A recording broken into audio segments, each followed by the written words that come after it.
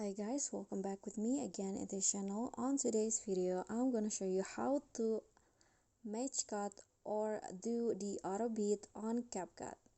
So if you want to match music beats with the video on CapCut, first you need to mark the audio, and I've already opened my project with the audio on it. So to auto beat, you can just click on the audio and find the option beats in here.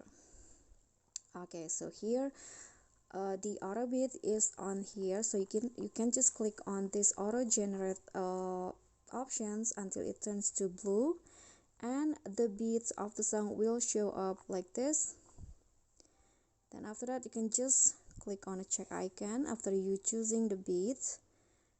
And now to match the music beats with the video, you can just split the video on the yellow mark here to match the video with the audio or music like this.